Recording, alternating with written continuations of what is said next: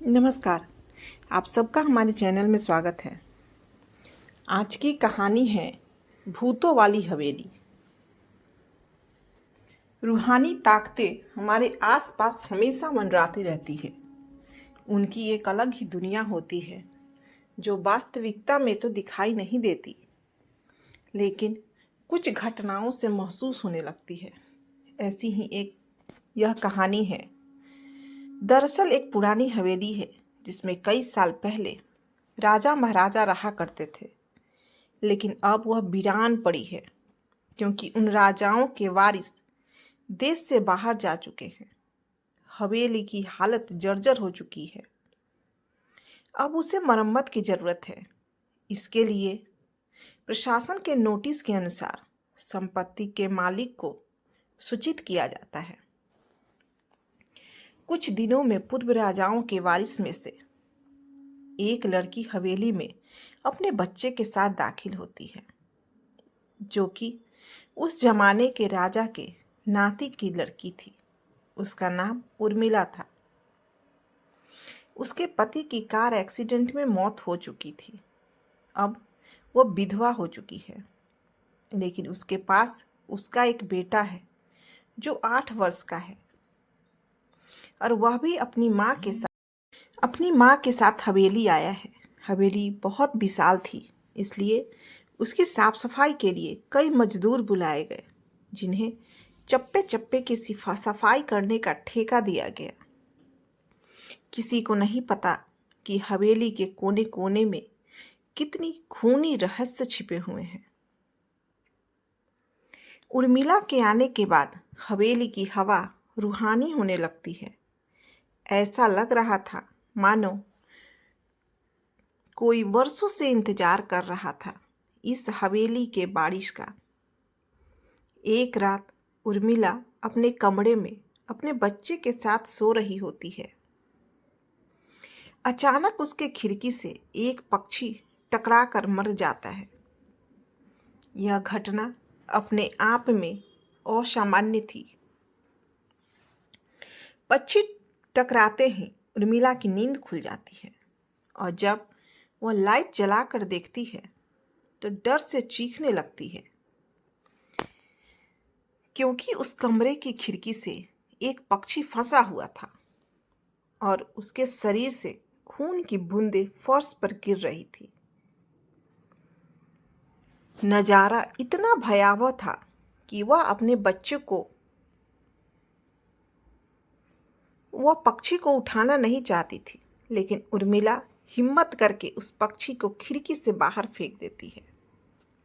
लेकिन इसके बाद उसे रात भर नींद नहीं आती और वह सुबह तक जागती रहती है।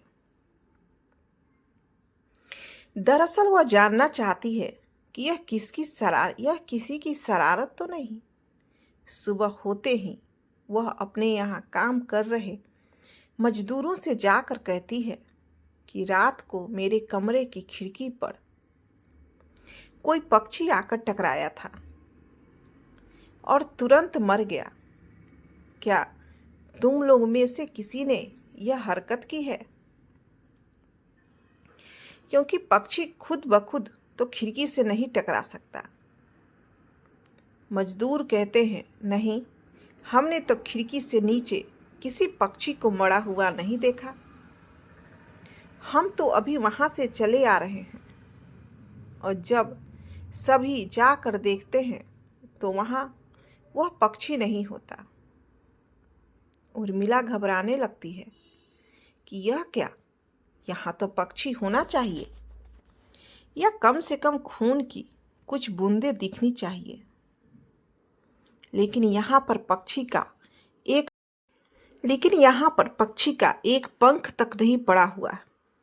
उर्मिला सभी मजदूरों को कहती है कि हवेली में बहुत सी कीमती चीजें और मूर्तियां हैं, संभाल के साफ सफाई करना। मजदूर अपने अपने काम में लग जाते हैं। उर्मिला अपने बच्चे के साथ कमरे में टीवी देख रही होती है कि अचानक हवेली की छत से एक मजदूर नीचे गिरता है। उर्मिला को अचानक लोगों की आवाज़ सुनाई देती है। वह भागकर खिड़की से नीचे देखती है तो एक मजदूर की लाश पड़ी होती है। उर्मिला कमरे से नीचे आती है और इसके गिरने का कारण पूछती है। लोगों के जवाब अलग अलग होते हैं। कोई कह रहा होता है कि इसने खुद आत्महत्या की है और कोई कह रहा था कि यह गलती से गिर गया है। सभी के दावे अलग थे, लेकिन उर्मिला को कुछ अनकही बातें सुनाई दे रही थी। उर्मिला के कान में अचानक एक आहट के साथ आवाज आती है। अपने बच्चे को बचा सकती है तो बचा ले। उर्मिला यह वाक्य सुनते ही अपने कमरे की तरफ भागने लगती है, क्योंकि कमरे में उसका बच्चा अकेला टीवी देख रहा होता है। जैसे ही उर्मिला कमरे में पहुंचती है तो उसका बेटा खिड़की से कूदने वाला ही होता है कि उर्मिला उसका पैर पकड़ लेती है और वह खिड़की से लटक जाता है। उर्मिला पूरी ताकत से उसे ऊपर खींचती है, लेकिन बच्चा फिर भी कूदने की जिद कर रहा होता है। उर्मिला किसी तरह अपने बच्चे को काबू में करती है और कमरे के बाहर आ जाती है। वह मजदूरों से पूछती है, बताओ क्या है इस हवेली में, क्योंकि ये बच्चा तो वैसा नहीं कर सकता और अभी यह सब जो हो रहा है कुछ अलग ही चल रहा है। तभी एक बूढ़ा मजदूर उर्मिला से कहता है, बेटी, ज़्यादा जानना हो तो अपने पूर्वजों की कहानी पढ़ो, तभी तुम्हें इस हवेली का इतिहास पता चलेगा। इस हवेली की कहानी की किताब इसी गांव के सरपंच के घर में रखी होती है,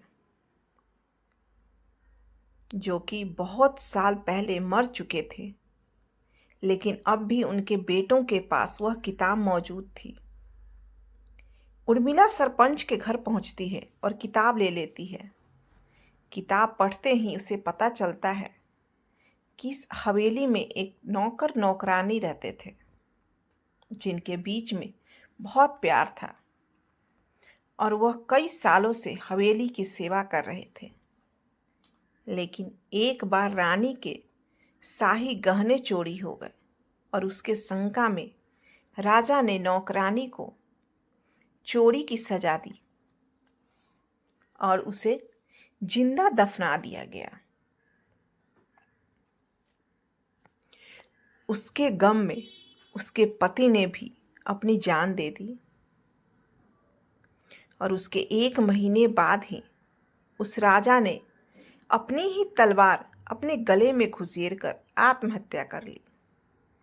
उसके बाद छोटे मोटे हादसे हवेली में होने लगे, जिस वजह से यह हवेली हमेशा के लिए बंद कर दी गई। कई सालों के बाद वहां कोई आया है,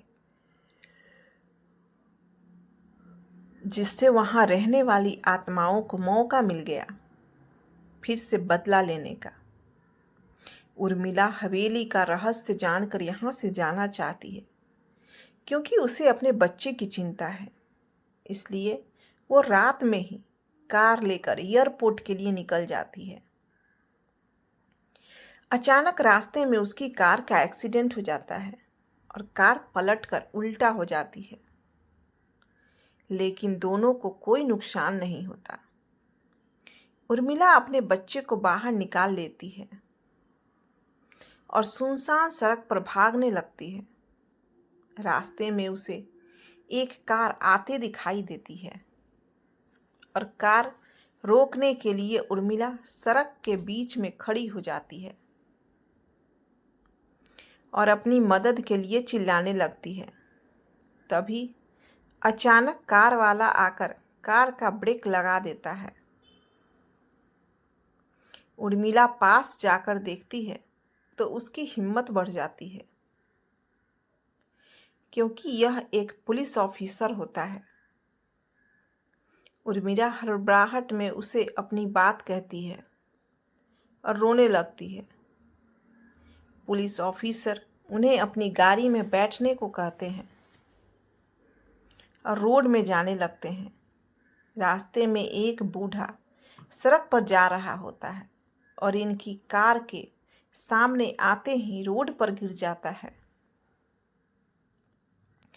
पुलिस ऑफिसर गाड़ी से उतरकर उस व्यक्ति को देखते हैं। बूढ़ा व्यक्ति बेहोश हो चुका था। पुलिस ऑफिसर उसे गोद में उठाकर अपनी गाड़ी में पीछे बैठा देता है और अस्पताल के लिए चलने लगते हैं। अचानक उस बूढ़े व्यक्ति का हाथ पीछे से पुलिस ऑफिसर की गर्दन तक पहुंच जाता है। पुलिस ऑफिसर छटपटाने लगते हैं और अचानक गाड़ी का ब्रेक लगा देते हैं।